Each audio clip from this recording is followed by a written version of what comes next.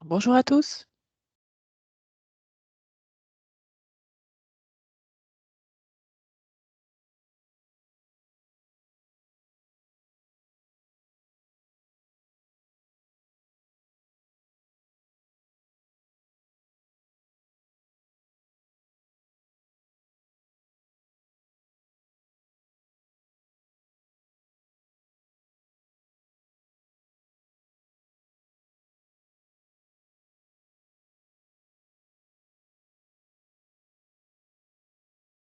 Bonjour à tous. Vous pouvez activer vos micros et vos caméras. Voilà, enfin les micros plutôt tout à l'heure pour le moment des questions.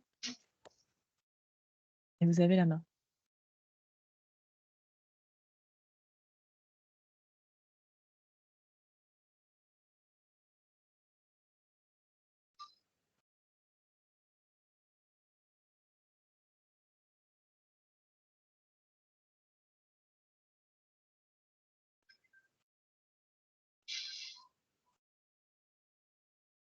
Au micro, là.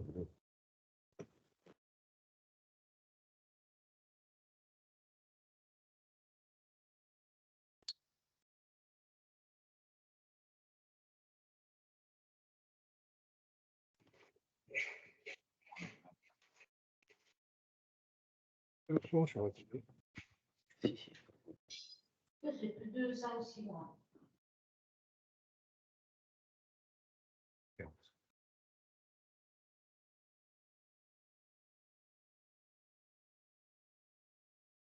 Et lui, Pour le lendemain. Pas bien fait. oui, bonjour. Je suis Max. Quoi? Allez. Ah, dans le haut-parleur, là. En bas à droite, là-bas.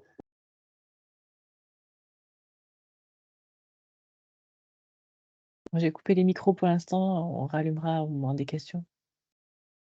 On voit le document, mais par-dessus, on voit le... Ah voilà, super. Je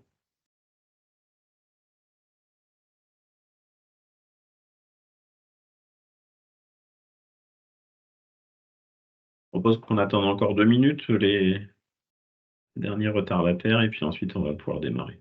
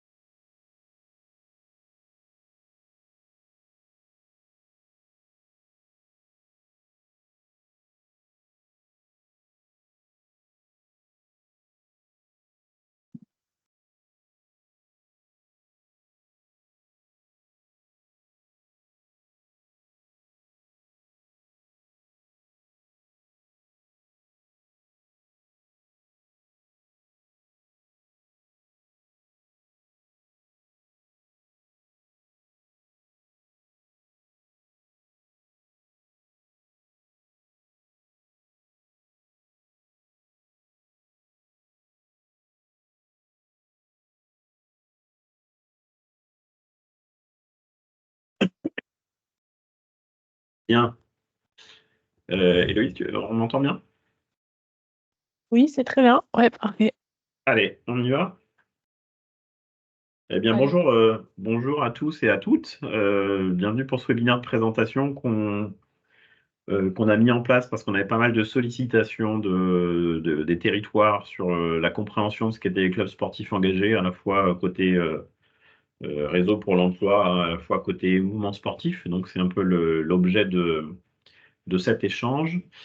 En ordre du jour de ce webinaire, un rapide rappel du dispositif des clubs sportifs engagés, de sa genèse et en quoi il va apporter une offre de service pour les clubs. La présentation de l'appel à projet Impact 2024 sur nos sujets d'insertion socio-professionnelle. Un retour aussi, puisqu'on a pas mal de questions sur les 1000 postes d'éducateurs socio-sportifs dans les clubs sportifs engagés, sur lesquels on reviendra. Et puis on aura un témoignage d'un club engagé. avec le club de tennis de table de Marseille. Et puis surtout, on se donnera aussi une grande partie de temps d'échange pour que vous puissiez bien sûr poser les questions qui resteraient en suspens et qu'on tente d'y répondre, ou en tout cas qu'on puisse créer les passerelles qui vous permettront d'être à l'aise avec le dispositif. Le dispositif des clubs sportifs engagés, Héloïse, tu veux bien aller sur la prochaine diapo? Merci. Donc, rappel peut-être rapide, hein. Donc, les clubs sportifs engagés, c'est un dispositif qui a vu le jour il y a 1 an maintenant, qui avait comme vocation de créer une communauté de clubs sportifs engagés au-delà de la pratique sportive traditionnelle, c'est-à-dire au-delà du face-à-face pédagogique entre un éducateur et un pratiquant. Et donc de se dire comment on peut accompagner le club dans le développement de sa raison d'être et notamment du développement de l'impact social des clubs sur leur territoire. Ça nécessite forcément, quand on se pose la question de son impact social, de répondre à 3 enjeux. Le premier enjeu, c'est quand on parle d'insertion socio-professionnelle, qui est notre première porte d'entrée, comment on inculture le club à tous ces sujets-là, à la fois sur qu'est-ce qui existe, mais aussi quelles sont les parties prenantes qu'il faut connecter, quels sont les dispositifs qui existent en matière d'insertion socio-professionnelle, et puis aussi, comme on souhaite le faire avec cette communauté, comment se nourrir de bonnes pratiques des uns et des autres pour que je puisse naturellement, moi, de façon très opérationnelle, réfléchir à comment je peux engager un projet dans ce sens. L'initiative, elle est financée par le ministère des Sports et le ministère du Travail, et elle est hébergée au sein de France Travail. Donc, c'est-à-dire que la mission qu'on anime avec Héloïse est hébergée au sein de France Travail, et donc au cœur du réseau pour l'emploi pour faciliter les connexions. Et c'est bien ça notre premier challenge finalement, c'est de connecter le mouvement sportif, dont on sait qu'il a des vraies vertus pour pouvoir retisser du lien, recréer des parcours, redonner confiance, et le réseau pour l'emploi, qui sont, que ce soit les missions locales ou France Travail, ou Cap Emploi d'ailleurs pour les personnes en situation de handicap, permet justement d'identifier les parcours et comment on est en capacité de reconstruire des parcours positifs pour les différents bénéficiaires. Et donc c'est vraiment notre enjeu, c'est à la fois d'identifier, de cartographier et de montrer tout ce qu'on peut faire en matière d'insertion socio-professionnelle par le sport pour les clubs sportifs, c'est de connecter le mouvement sportif avec le réseau pour l'emploi, et puis c'est surtout de lever les freins au passage à l'échelle. Et les freins, ils peuvent être au moins de 2 ordres. Le premier ordre, c'est de se dire, j'ai envie de le faire, mais je ne sais pas comment le faire. Donc j'ai besoin de formation, j'ai besoin d'accompagnement. Et donc comment on met à disposition de ces structures-là des formations et des accompagnements, en tout cas les bons interlocuteurs pour qu'ils puissent monter en compétences et se lancer dans des programmes. Et puis il y a le sujet du financement, parce que moi, je suis dans le mouvement associatif sportif depuis 40 ans, et le sujet du financement, il est central. C'est-à-dire que si je n'ai pas de financement, je ne peux pas mettre en place des actions. Et donc, on est vraiment sur ce triple besoin: cartographier, identifier, mettre en relation, former, accompagner et permettre l'acculturation des acteurs du sport, et financer, et en tout cas identifier les différents financements pour que le club puisse s'emparer de façon très efficace de ces dispositifs. Peut-être Héloïse sur la prochaine, merci. De façon très simple, hein, on rejoint la communauté en s'inscrivant sur la plateforme, soit parce qu'on a déjà mis en place une action et on va voir la liste d'actions possibles, soit parce que j'ai pas mis d'action encore, mais je me lance en disant, voilà, maintenant j'ai envie de faire partie de cette équipe, de l'équipe de l'inclusion, et donc je m'inscris dans cette communauté pour justement comprendre les ressorts, comprendre les dispositifs qui existent et voir quelle brique je vais pouvoir amorcer en 2024, qui peut ensuite m'amener sur des parcours beaucoup plus complets. On s'engage sur 2 typologies d'actions, à la fois des actions dont on souhaite faire la promotion, et donc c'est le rôle du club de faire la promotion de ces actions. Il y a les plateformes Un jeune, une solution, le collectif mentorat, l'immersion professionnelle, qui sont des dispositifs existants et sur lesquels on va vous acculturer avec des webinaires, avec de la mise en relation. Et puis il y a aussi des premières briques d'inclusion et d'insertion par le sport que vous connaissez tous, le recrutement de stagiaires, d'alternants, de service civique, ou comment on continue à l'étendre dans les différents clubs sportifs, et comment aussi on peut faciliter certains freins. Je pense notamment au service civique, où on a parfois des freins à la mise en œuvre, et donc c'est identifier la bonne agence support, enfin voilà, identifier ce qui vous permettra de le faire. Et puis, il y a le deuxième typologie d'actions, c'est les actions que vous pouvez porter vous-même. Et dans les actions que vous pouvez porter, il y a une liste qui est pas exhaustive, hein, mais qui vous permet de dresser un petit peu le champ des possibles. Il y a tout ce qui est l'identification des publics, et donc c'est ce qu'on appelle les créneaux d'aller vers. Comment le club sportif il est en capacité d'organiser un créneau d'activité sportive dans son terrain habituel ou en sortant de son gymnase, en sortant de son stade, pour aller justement identifier des nouveaux publics et leur permettre, grâce au sport, de se reconnecter au service public de l'emploi, dont on sait que c'est une étape indispensable pour pouvoir reconstruire des parcours. Et donc c'est cette capacité à grâce au sport, à remobiliser ce type de public et donc faire ce premier travail partenarial avec sa mission locale, avec son agence France Travail, pour justement permettre de s'engager dans une démarche d'insertion. Il y a tout ce qui est, vous connaissez, ou vous ne connaissez peut-être pas, mais il y a aujourd'hui des dispositifs existants. Je pense au contrat d'engagement jeune, je pense depuis quelque temps maintenant la remobilisation des bénéficiaires du RSA, où on souhaite proposer des heures d'activité pour ces publics-là, notamment dans une vision de dire il faut qu'on recrée du lien social, il faut qu'on lève des freins qui peuvent être des freins liés à la santé, qui peuvent être des freins liés à des savoir-être, qui peuvent être des freins liés à de la mobilité. Et donc, comment, grâce au sport, on permet de reconnecter ces gens-là, de recréer du lien social, de leur permettre de revenir dans un parcours et donc en relation toujours avec l'agence France Travail, avec sa mission locale, de permettre de venir faire du sport, venir peut-être faire des missions de bénévolat au sein de son club sportif, reprendre des responsabilités, se reconnecter avec des acteurs et dont on sait que c'est un préalable parfois à identifier ce que je veux faire plus tard.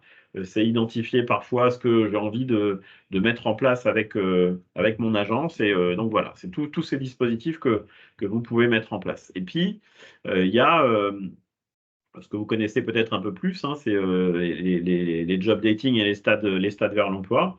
C'est comment on peut, grâce aux différents à mon agence France Travail et grâce à l'activité que je veux mettre en place, je peux reconnecter des demandeurs d'emploi et des entreprises qui recrutent. Et donc, grâce à une activité physique adaptée, bien évidemment, on est en capacité de recruter autrement et de permettre à ces entreprises de recruter autrement.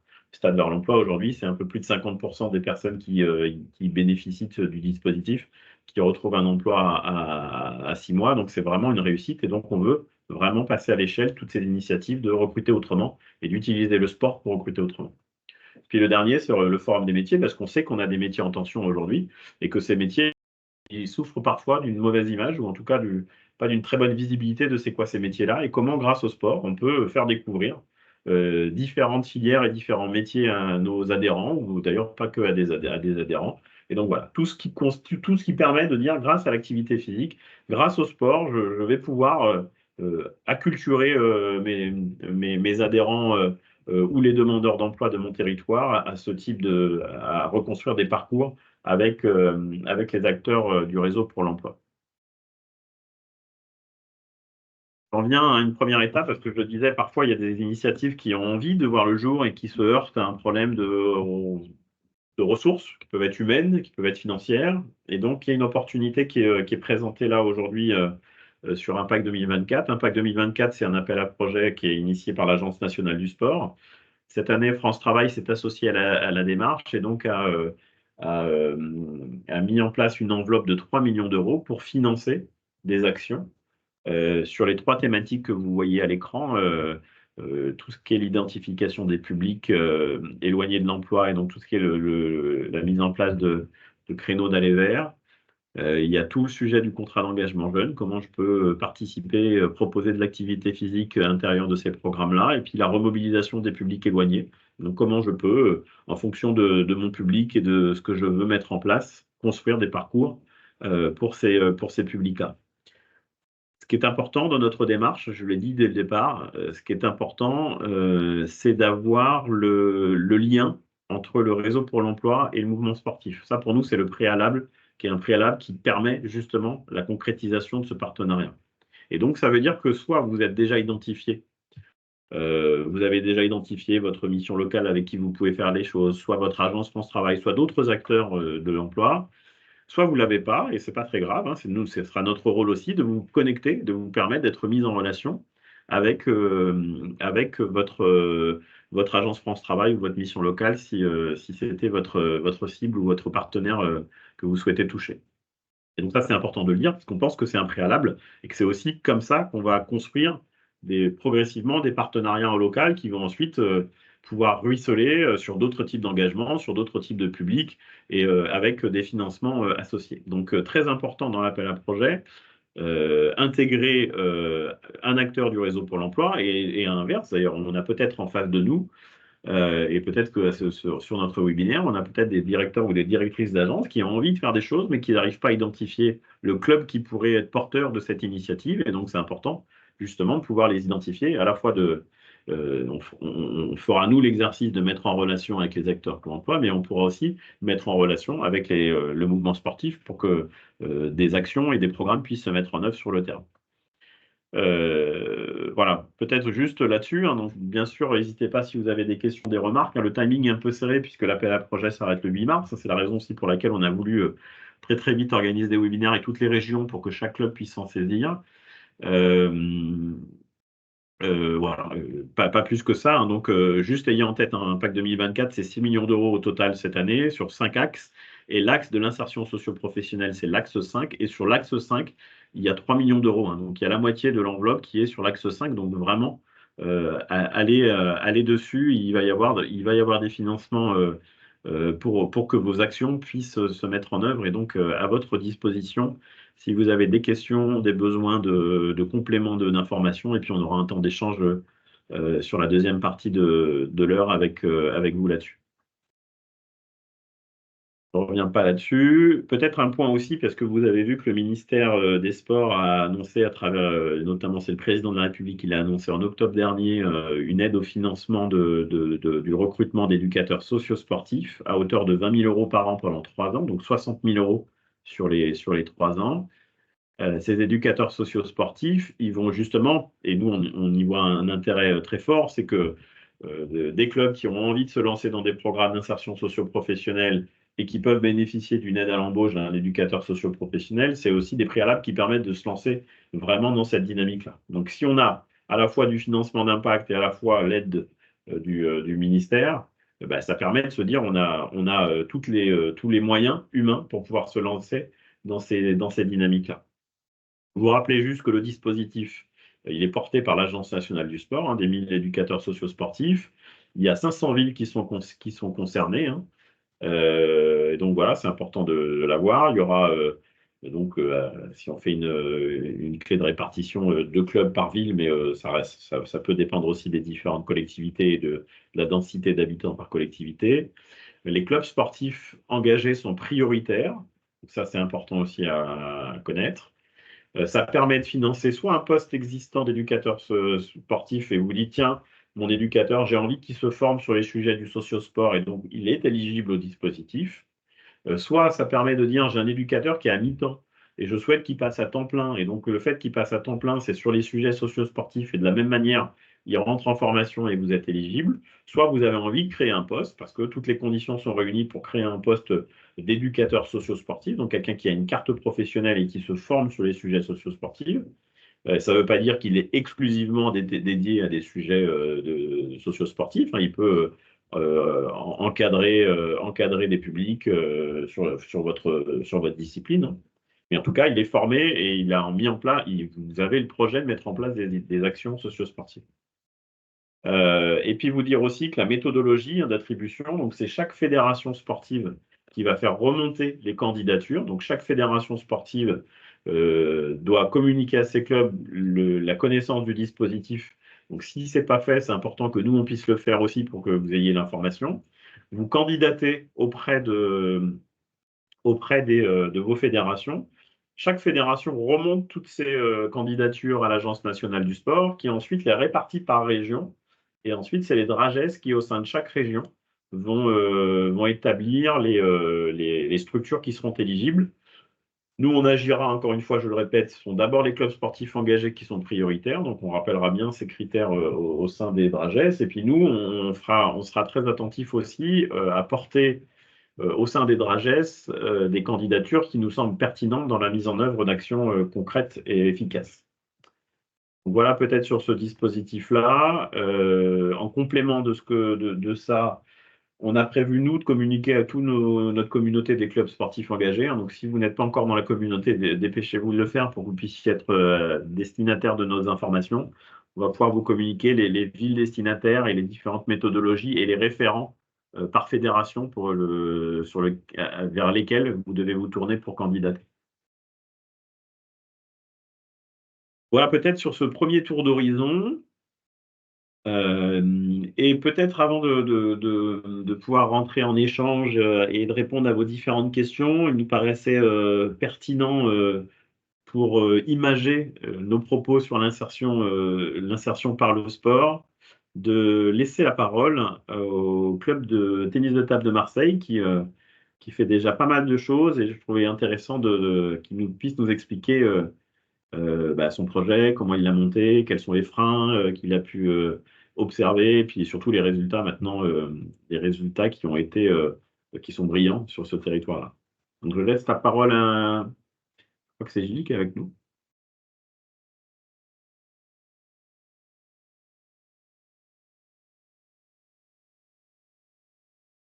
Et Vous pouvez activer vos micros normalement. Est-ce que vous êtes là, Gilles?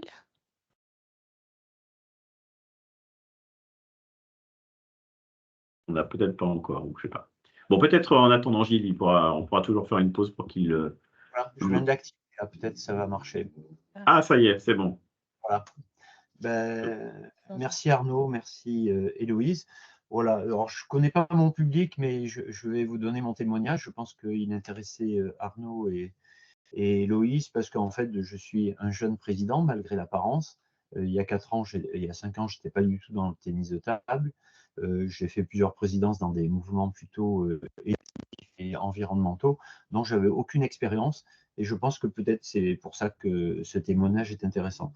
Alors, j'ai commencé cette expérience il y a 5 ans avec des potes qui m'ont dit « Est-ce que tu veux prendre la présidence du club ?» Je me suis dit non, parce que je ne pensais pas avoir les qualités requises. Et puis après, j'ai réfléchi à quel projet on aurait sur le diagnostic que j'ai fait au début. En gros, c'était un petit club de 50-60 personnes. C'était des gens qui étaient en loisirs, qui faisaient un petit peu de compétition, qui s'amusaient bien ensemble, mais il n'y avait pas vraiment de projet éducatif ni social. Et là-dessus, je me suis dit, oui, ça peut m'intéresser si on met un projet éducatif et social. Pour moi, c'est les deux grandes bases.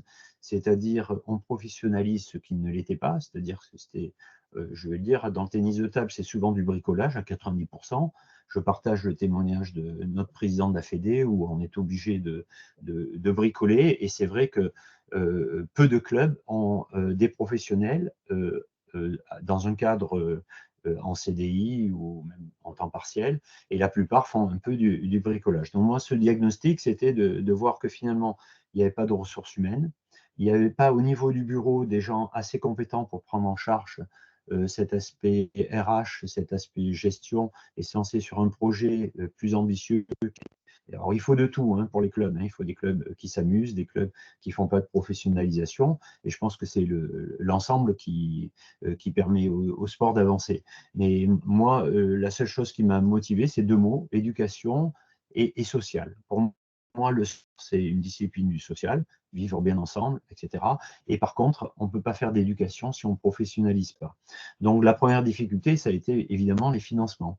Donc, à partir du diagnostic que j'ai fait il y a 5 ans, je voyais qu'il y avait des ressources possibles, c'est-à-dire que les ressources, c'est quoi? C'est faire des stages, bien sûr, c'est des choses très classiques qui sont faites dans les clubs, des stages, des cours particuliers, des sessions, des interventions diverses, mais il n'y avait pas tellement encore cette notion d'intervention à l'extérieur.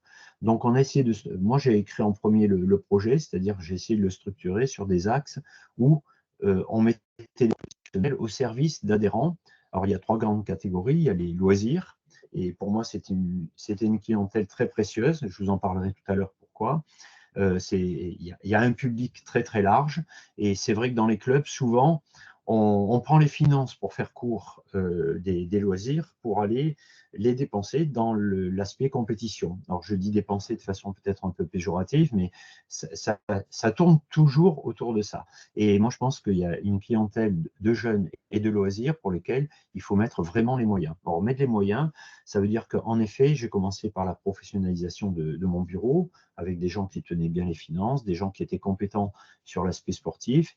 Et la deuxième démarche, ça a été de professionnaliser vraiment des salariés et des gens qui donnaient les cours. Donc, j'ai commencé par un CDI, j'ai d'ailleurs les premières années par l'ANS, qui m'a permis de financer une partie de ce poste. Et on a développé en effet des activités en interne. Alors, des activités en interne, elles sont classiques. On a à l'heure actuelle une vingtaine de cours hebdomadaires qui sont faits par mes entraîneurs. Aujourd'hui, j'ai 7 entraîneurs. J'en ai un qui est en CDI, j'en ai 3 qui sont en contrat d'alternance et j'en ai 3 qui sont auto-entrepreneurs. Les 3 auto-entrepreneurs, c'est des jeunes qui ont été formés au club. Et c'est là que je vais rentrer la notion de parcours de formation. C'est vrai que je trouve que la formation, mais c'est mon avis très personnel, c'est qu'elle n'est pas à la hauteur des enjeux de pouvoir avoir des professionnels dans la profession pour être aptes à prendre leurs fonctions totalement, à gérer dans un club tous les aspects de la vie quotidienne, de la professionnalisation d'un club. Donc, j'ai joué ce jeu-là. On a mis des gens qui ont été en alternance. J'ai eu 3 BP, un DE, donc dans les 2 des 3 des auto-entrepreneurs, j'ai des jeunes qui ont été formés au club, c'est-à-dire des jeunes qui étaient vraiment dans la mouvance de ne pas savoir ce qu'ils allaient faire le lendemain. Soit ils étaient à la sortie d'un bac, soit ils n'avaient pas été scolarisés, et ils étaient soit complètement à la rue, soit ils étaient sans projet professionnel. Donc c'est vraiment ça qui m'a intéressé, moi, en termes de social, prendre un jeune qui ne savait pas ce qu'il allait faire l'année d'après et le faire entrer dans une habitude de travail et de formation qui est vraiment un parcours vers l'emploi. Je vois qu'il y a Benjamin Duc qui est à La Réunion, donc il connaît un petit peu les gens dont je parle. Et donc, il y avait différents profils de gens qui étaient à la rue dans des conditions très chaudes et je pense qu'ils étaient très, très loin de l'emploi, ou alors des jeunes qui voulaient y arriver mais qui ne voyaient pas les clés. Donc, on a eu ces jeunes qu'on a formés jusqu'au BP, un qui finit son DE cette année, que je vais embaucher l'année prochaine, justement dans le dispositif dont parlait Arnaud. Et je pense qu'en effet, ce dispositif, il peut aider aussi bien des clubs comme moi qui ont déjà des entraîneurs, que des clubs qui n'ont pas encore osé aller vers la fonction RH. Voilà. Et là est l'intérêt. Et le projet de développement, en gros, il y a deux volets.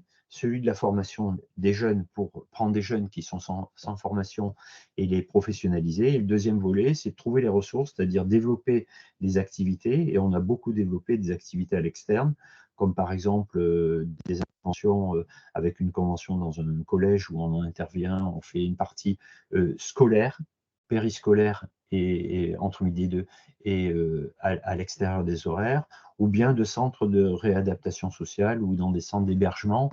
En fait, on a mis des tables et finalement, on a des jeunes, alors on a 2 publics à l'heure actuelle. On a un public de jeunes qui étaient au bord de la délinquance et qui ne savaient pas trop quoi faire, et un public de jeunes filles qui ont eu des problèmes, et mineurs. Et là, on met 2 tables dans un établissement et on voit en effet la différence et on voit ce que ça peut apporter à des jeunes qui voient en effet un entraîneur qui vient faire ce travail-là et de les fidéliser dans cette démarche. Donc, on a vraiment on a diversifié vraiment le panel d'intervention. On intervient aussi dans des écoles, dans maintenant 9 groupes scolaires, des maternelles et des primaires. Et on a un public aussi maintenant, et c'est dans nos projets de développement, on a commencé, c'est celui de faire le sport santé dans des centres sociaux. Alors, je ne l'ai pas précisé, mais on intervient aussi beaucoup dans les centres sociaux et on les reçoit chez nous, mais comme on est une petite salle, on peut les recevoir que pendant les vacances scolaires. Et là, on a un projet pour justement faire du sport dans les centres sociaux, avec des cours, soit habituellement pendant les vacances de 6 ans à 17 ans. Voilà, donc c'est vraiment la diversification des activités. Et c'est vrai que là, on est dans une phase où on veut encore plus se développer, où notre frein principal, c'est la salle, mais on travaille sur le sujet. Mais le fait de rentrer un deuxième professionnel en CDI, pour nous, ça serait en effet, ça nous permettrait de développer des projets comme celui des centres sociaux ou avec le Pôle emploi. On veut prendre, parce qu'on a bien entendu cette idée sur laquelle j'avais entendu Arnaud en parler. C'est vrai que des publics éloignés de l'emploi restent un peu chez eux, enfermés, et le fait de les faire entrer dans des activités sportives, j'ai entendu les résultats qui sont probants, ça permet à ce public de sortir de chez soi et en effet avoir des statistiques de retour en emploi qui sont plus grandes quand on arrive à happer des gens dans une discipline sportive, que ce soit le tennis de table ou autre chose, pour que juste ils sortent un peu de chez eux et qu'ils rencontrent des gens et qu'ils y mettent plus sur la sociabilité et dans le lien social. Voilà. Notre projet, c'est surtout ça, retrouver du lien social au travers du sport, que ce soit pour des jeunes, des publics qui sont éloignés, ou alors de former en effet des jeunes qui sont loin de l'emploi. Et en effet, le projet éducatif, je ne vais pas le développer ici parce que c'est un peu le projet de tous les clubs dans leur discipline, c'est avoir un cursus de 4-7 ans jusqu'à des compétiteurs en leur offrant une possibilité d'être formés et développer dans ce sport leurs activités. Alors, je ne sais pas si je réponds un peu à la lettre d'Arnaud. Ouais, c'est bien. En tout cas, ça permet de voir la trajectoire et de comment vous avez construit les choses. Et puis de voir aussi les différentes connexions hein, que ça nécessite d'opérer. Donc, c'est intéressant. Et puis, je pense surtout que ça peut susciter quelques questions. Donc maintenant, on peut ouvrir le champ des questions. Merci beaucoup, Gilles. Et des questions des clubs sportifs engagés, des questions pour le témoignage de Gilles, vraiment très ouvert. Juste quand vous prenez la parole, si vous pouvez juste rappeler si vous êtes un club, si vous êtes une agence, ça peut être une agence aussi, enfin voilà, d'où vous venez, et puis ensuite, bien sûr, vous laissez témoigner. Et il faut toujours un premier.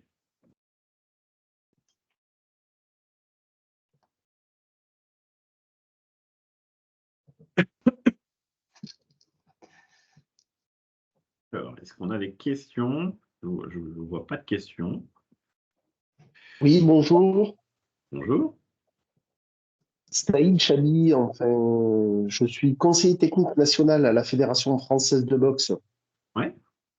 Et je suis en charge de la déclinaison des dispositifs publics. Je m'excuse, j'ai raté les 5 premières minutes parce que je n'étais pas inscrit. J'ai reçu le mail que ce matin. Mais le dispositif est tout à fait intéressant pour nous à la Fédération française de boxe.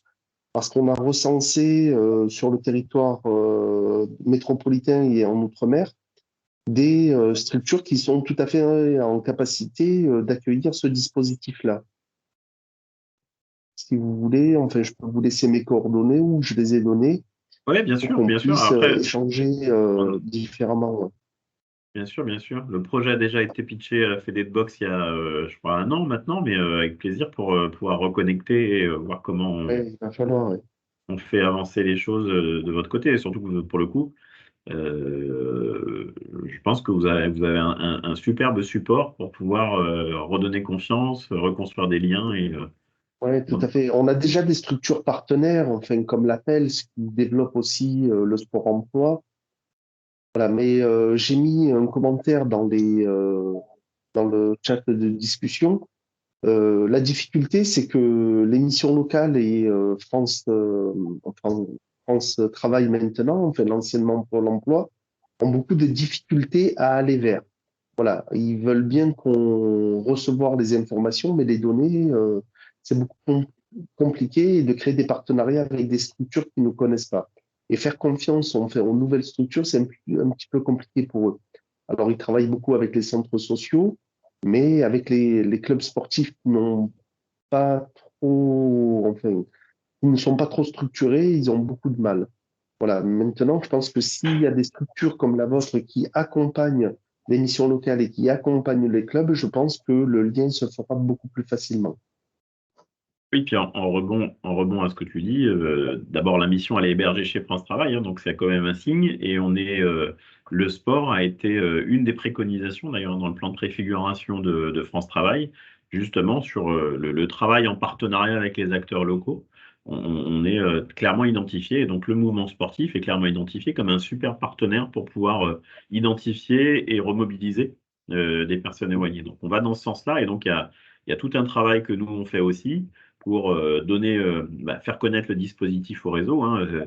France Travail, c'est 55 000 collaborateurs, donc forcément, il faut bien que les informations diffusent aussi et arrivent jusqu'aux agences. Donc, c'est ce qu'on est en train de faire, et donc il y a une vraie complémentarité qui va s'opérer.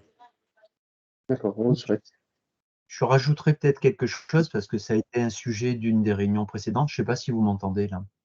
Ouais, vas-y. Ouais. C'est la notion d'horizontalité et verticalité dont finalement notre collègue de la boxe est un nouveau témoignage, c'est-à-dire que je ne crois pas à la verticalité. Alors, elle peut exister, la preuve c'est que c'est un peu grâce au président de la Fédé que je suis rentré dans ce dispositif, mais je ne crois pas à la verticalité, c'est-à-dire que par essence, les acteurs sociaux travaillent en horizontalité. C'est-à-dire que pour un petit club, tout ce qui vient d'en haut est compliqué. Voilà, je ne dis pas que c'est justifié, mais c'est souvent le cas. Par contre, ce qui est horizontal est beaucoup plus plausible. C'est-à-dire, moi, ma petite expérience de 4 ans, alors que je n'y connaissais rien dans le sport et dans la discipline, je pense que c'est un meilleur témoignage parce que je suis en contact avec d'autres clubs sur Marseille, que je connais d'autres personnes qui me connaissent. Et je pense que ce lien-là, il est beaucoup plus fort. C'est-à-dire que quand on travaille en horizontalité, on va faire plus confiance à quelqu'un qu'on connaît que des dispositifs qui viennent du haut vers le bas. Et les dispositifs qui viennent du haut vers le bas, par essence, ils ont toujours beaucoup de difficultés à descendre vers le bas par des strates qui sont compliquées et nombreuses. Donc, je crois vraiment à l'horizontalité.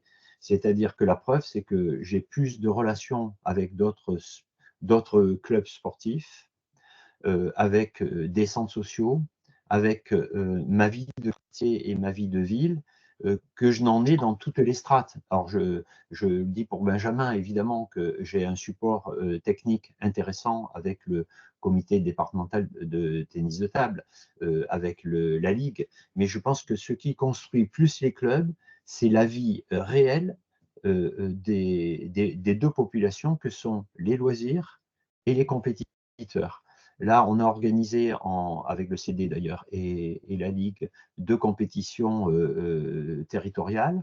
Si on n'avait pas les loisirs, il n'y a rien qui existe.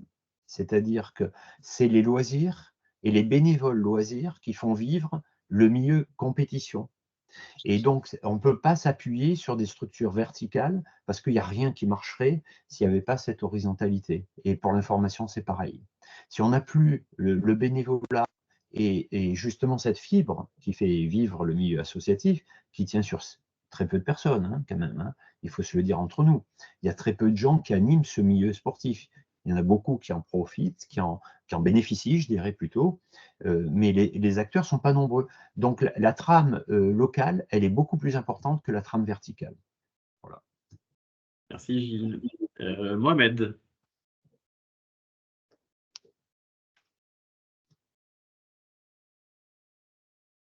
Mohamed qui a demandé la parole.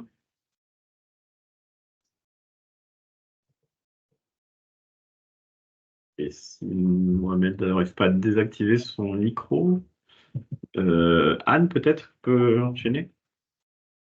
Oui, bonjour, Annie Piazza, mission locale de Marseille. Je voulais justement intervenir suite à l'intervention de Monsieur Sali, donc sur les clubs de boxe.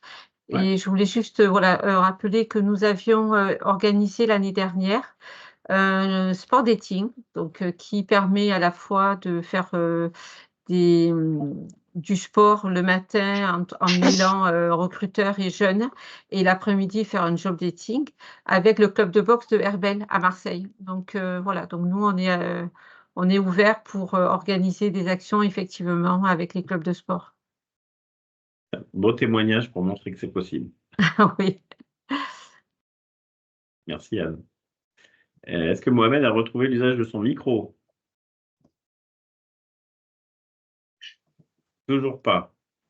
Si vous voulez, je peux faire un témoignage. En fait, j'ai une double casquette. Je suis dirigeant d'une association qui s'appelle CAP Sport, Conseil en animation et en prévention par le sport. Et enfin, ça m'a fait un petit peu sourire parce que quand j'ai lu tous les axes de développement que vous envisagez de faire et on coche vraiment toutes les cases. L'objectif, c'est d'aller à la rencontre des jeunes qui sont éloignés de la pratique, les faire aimer un petit peu le sport, qu'ils fassent des heures de bénévolat au sein de l'association. On est sur Salon de Provence. Et ensuite, on les prend en mission de service civique. Et dès qu'on sent que ça accroche, on part sur de la professionnalisation.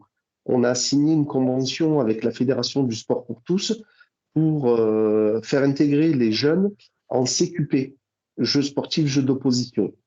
Et on a eu de très bons résultats il y a 2 ans. Et ça continue. Chaque année, on a des jeunes qui s'inscrivent et qui continuent leur parcours en contrat d'apprentissage dans le domaine du sport et de l'animation au sein de l'association.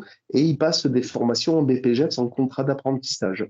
Et après, dès qu'ils ont fini leur contrat d'apprentissage, parce que on a eu la chance d'avoir ce projet-là sur 3 ans, et on voit porter les fruits maintenant. Ils sont ou entrepreneurs, ou ils travaillent dans d'autres structures, à la suite des formations BPGEPS qu'ils ont pu faire. Et elles sont diverses et variées. Ça peut être un BPGEPS APT, un BPGEPS Box anglaise. Il y en a qui ont fait un BPGEPS athlétisme, enfin pas athlétisme, pardon, force, c'est le BPAF, ça s'appelle, et le BPGEPS activité nautique. Et ils ont même passé le BNSSA. Et il y en a 2 aussi qui ont passé les DEGEPS. Voilà.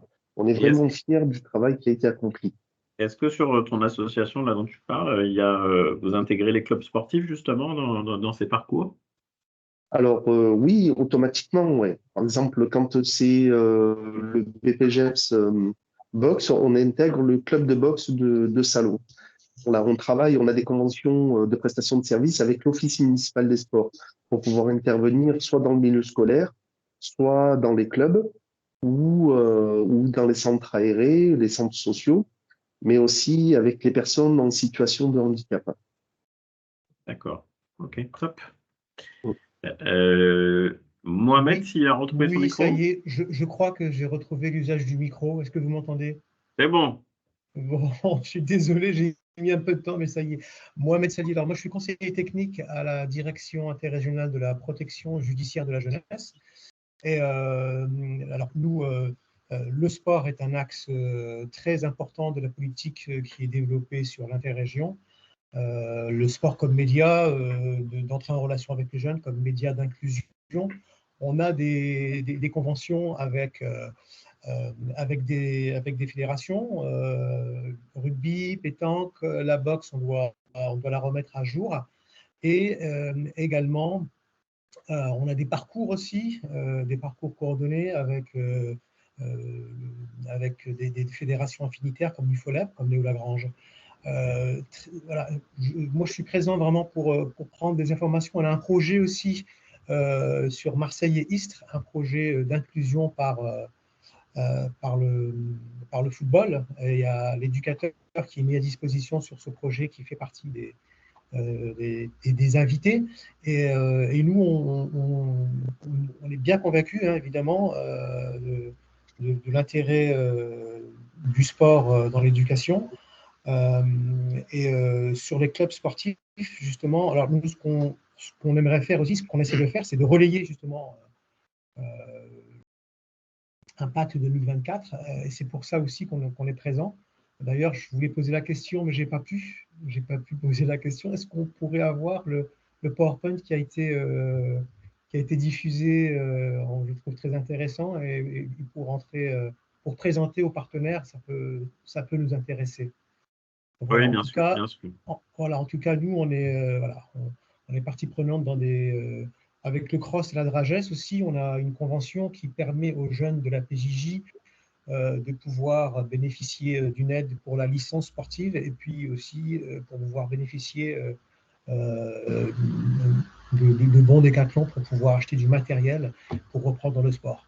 Voilà, donc on est vraiment engagé, très engagé dans l'inclusion par le sport. On travaille aussi avec Dragès par rapport au Sésame, puisque depuis 3 ans maintenant, on peut aussi, on a un droit de tirage sur le Sésame, donc on est en coordination aussi avec la Dragès. Voilà pour la raison de ma présence ici et le témoignage de la DIR PJJ Sud-Est. Ok, merci beaucoup, Mohamed. Peut-être dire que le diaporama vous sera fourni, hein, donc on va vous l'envoyer avec les différentes informations nécessaires. Et comme je le disais tout à l'heure, on enverra également dans le courant de la semaine, je crois que Héloïse le mettait dans le chat, on enverra aussi les villes éligibles sur les éducateurs sociaux sport que vous puissiez tous, que vous ayez tout en main. Et puis n'hésitez pas, hein, si vous identifiez des clubs qui voudraient mettre en place des actions avec vous, Mohamed, et qui rentrent dans le cadre Oui. d'Impact, hein, à faire un consortium et à y aller ensemble. Au contraire, hein, notre objectif Très à bien. nous, c'est de permettre aux acteurs de se lancer et d'engager des actions à impact. Donc, Très bien, c'est noté. complètement D'accord. ouvert. Alors, j'ai vu Merci, qu'il y avait Arnaud. Et est-ce que les coordonnées des uns et des autres vont être partagées? Par exemple, Mohamed, bonjour. Voilà, on fait le travail avec la Bonjour. PJJ. Ça serait vraiment intéressant, comme vous l'avez dit, la Fédération française de boxe a signé une convention. Mais malheureusement, ça Tout fait à fait. déjà 2-3 ans qu'il n'y a plus trop d'interventions. On travaille avec l'administration pénitentiaire, mais la PJJ, c'est devenu de plus en plus compliqué. Eh ben, écoutez, je note, effectivement, je suis intéressé aussi. Je vous invite à mettre vos mails dans le chat, comme ça vous pourrez vous Allez, avec connecter. plaisir.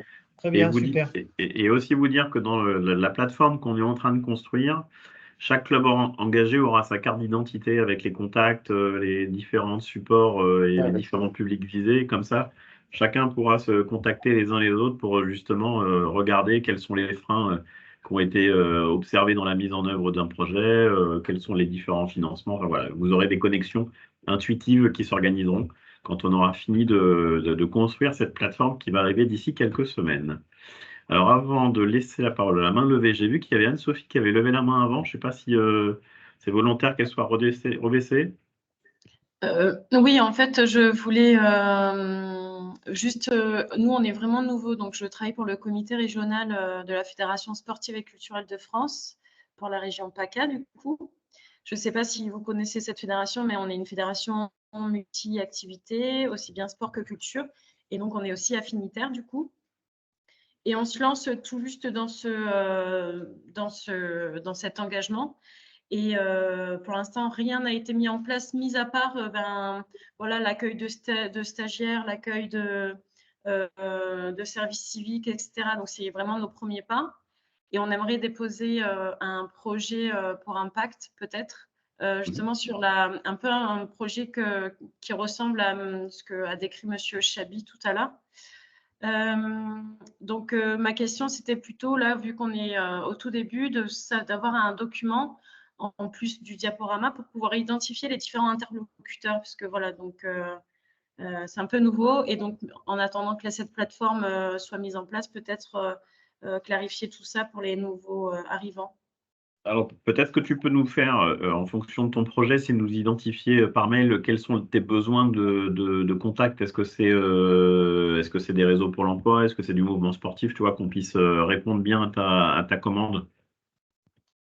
Pour le mouvement sportif, étant donné qu'on est dedans, normalement, ça devrait aller. C'est plutôt tout le réseau d'à côté, parce que nous, en fait, on est en partenariat avec l'OMS d'Aubagne pour en fait former les jeunes de 14 à 18 ans sur la prise de responsabilité associative pour justement favoriser la prise de responsabilité et puis après la formation qui va avec, donc formation BAFA dans un premier temps et des formations un peu plus ciblées par la suite pour au-delà de 18 ans. Mais bon, comme on se lance, on y va tout doucement.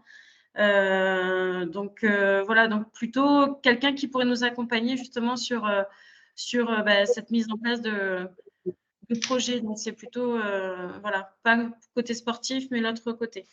Ok. Héloïse, tu as remis le mail, tu nous envoies juste un petit mail en identifiant bien le besoin et puis nous, on te fait la mise en relation.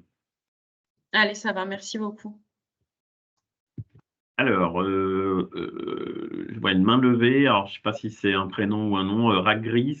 Oui, bonjour. Jean-Louis Ragris. Donc, je suis le président du club de handball de Château-Renard. Oui, ça va, on s'était parlé déjà. Oui. Donc, je reviens vers vous par rapport à la création des postes d'éducateurs sociosportifs. Hein, vous aviez évoqué la possibilité donc de financer 1000 postes.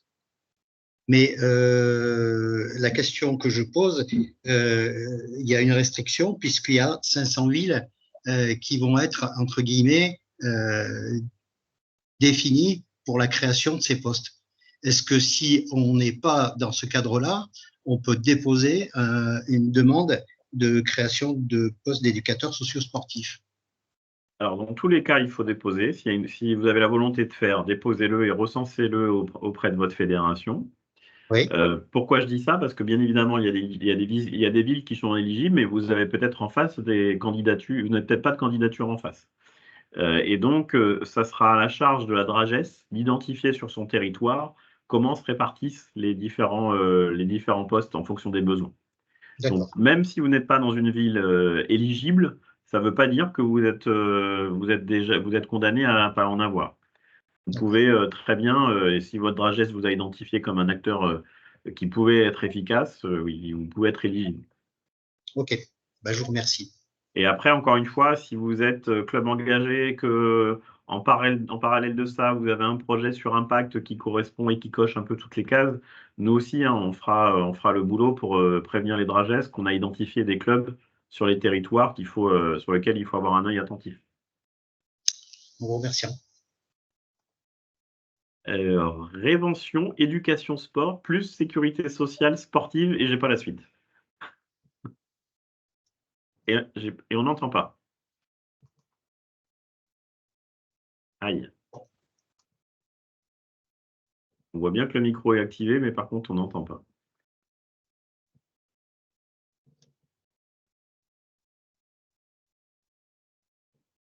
On te laisse essayer de trouver une solution. Est-ce qu'il y a d'autres questions en attendant?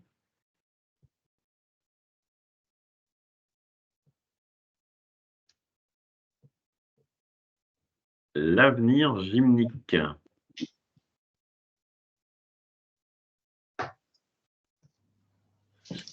Oui, bonjour, Fabrice Fouriot, donc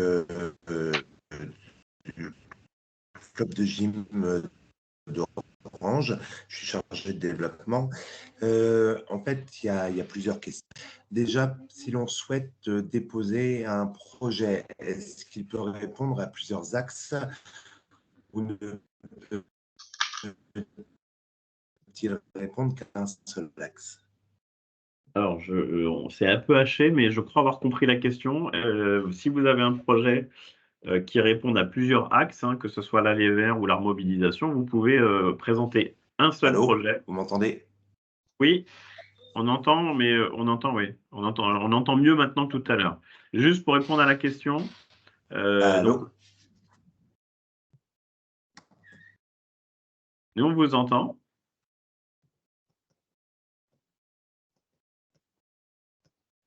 Bon, je ne sais pas s'il nous entend ou pas.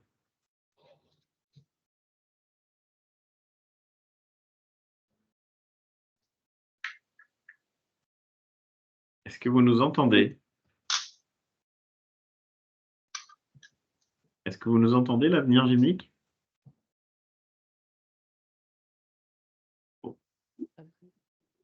Alors, peut-être j'en profite pour donner la réponse à tous. Si vous souhaitez avoir un projet qui réponde à plusieurs axes de l'appel à projet, hein, que ce soit l'aller vers ou que ce soit la remobilisation de plusieurs types de publics, vous pouvez présenter un seul projet avec les 3 axes ou les 2 axes à l'intérieur. Donc ça, il n'y a pas de limitation. Par contre, vous pouvez pas présenter un projet à impact sur l'axe 1, sur l'axe 2, sur l'axe 3. Oui, il n'y a pas de souci, je vous entends.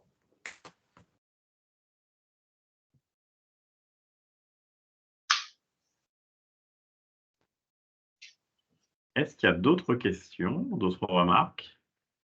Est-ce que Révention Éducation Sport a retrouvé son micro?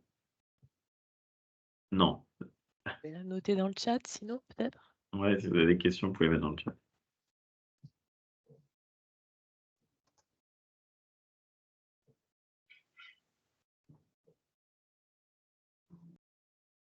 Bon, bah, s'il n'y a pas d'autres questions, je vous propose de conclure en vous disant que pour ceux qui ne l'ont pas encore fait, inscrivez-vous pour pouvoir à la fois avoir toutes les informations. On va aussi avoir beaucoup de webinaires de thématiques qu'on va porter pour vous acculturer à différents sujets, continuer à vous abreuver de bonnes pratiques et de clubs qui ont déjà mis en place des actions.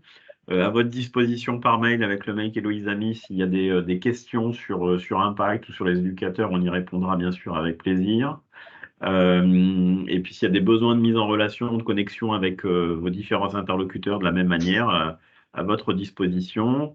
Et je vois une main qui se lève, donc Eric, peut-être le mot de la fin ou la question de la fin. Oui, bonjour à tous. Eric, je suis directeur de la Ligue de tennis de table PACA. Et en fait, j'ai des questions de structure par rapport au fait qu'ils sont ils ont reçu le mail comme quoi ils avaient bien été référencés, mais ça n'apparaît pas sur votre site, sur le lien qu'on avait eu. Donc moi, par exemple, je peux pas savoir l'ensemble des structures qui ont effectué la démarche. Et ma deuxième question, c'est quand on entend club sportif engagé, par exemple, il y a un comité chez nous dans notre région qui pourrait être susceptible d'avoir un emploi par rapport à toutes les actions qu'ils font. Est-ce que, à partir du moment où ils sont référencés club sportif engagé, un comité est aussi éligible pour les 1000 postes sociaux-sportifs? Voilà. Alors, sur la première question, en attendant d'avoir la plateforme où pour le coup ça sera intuitif, c'est-à-dire que tous les clubs qui vont se référencer apparaîtront. Là, on est sur un site provisoire et donc on le fait à la main, donc ce qui explique qu'il y a un décalage entre le moment où les clubs s'inscrivent et le moment où ils apparaissent sur le site. Donc pas d'inquiétude, ça va arriver, hein, le temps de le mettre à jour. Et puis dès que la plateforme sortira, bah là, ça sera intuitif. Donc voilà, s'il y a vraiment des besoins d'identifier des clubs pour des comités ou des ligues, n'hésitez pas à nous envoyer un petit mail, on vous enverra la liste à jour. Et puis pour la deuxième question sur l'éducateur socio-sportif, donc l'Agence nationale a été assez claire là-dessus, sont éligibles uniquement les clubs sportifs, donc là donc pas les comités, pas les ligues. Il pourrait y avoir des exceptions. Donc, je ne fais que traduire les propos de l'ANS. Il pourrait y avoir des exceptions dans les territoires où il y ait difficilement de l'employabilité pour les clubs. C'est-à-dire, on imagine que s'il n'y a pas d'employabilité, que le comité puisse porter un emploi à la place d'eux et le mettre à disposition des clubs, ça pourrait marcher. Mais ça, c'est des candidatures qui se feront et qui seront traitées individuellement. D'accord. Merci. Très bien, je vous propose qu'on clôture ce webinaire. Merci à tous de votre participation, à votre disposition pour aller plus loin et pour répondre à vos différents besoins. Et puis, j'espère que ça nourrira pour chacun d'entre vous l'envie de poursuivre vos différents engagements ou d'accélérer vos engagements sur ces thématiques-là. Bonne fin de journée à vous. Arnaud et Louise, j'ai laissé mon numéro de téléphone. Il y a possibilité de se rappeler par téléphone? Ouais. Prendre éventuellement un rendez-vous. Oui, Vous l'avez bien reçu, Louise, mon numéro? J'ai noté votre mail, on va prendre contact. Ah ben voilà. Sinon, Allez, vous très nous bien, merci envoyez un beaucoup. mail pour. Ça serait bien qu'on Voilà. ait les coordonnées des participants d'aujourd'hui. Voilà, si on peut avoir ça dans le compte-rendu, ça serait super, Arnaud. Ça marche, on regarde ça. Bonne Merci. journée à tous. Bon Bonne journée appétit. à tous. Au revoir.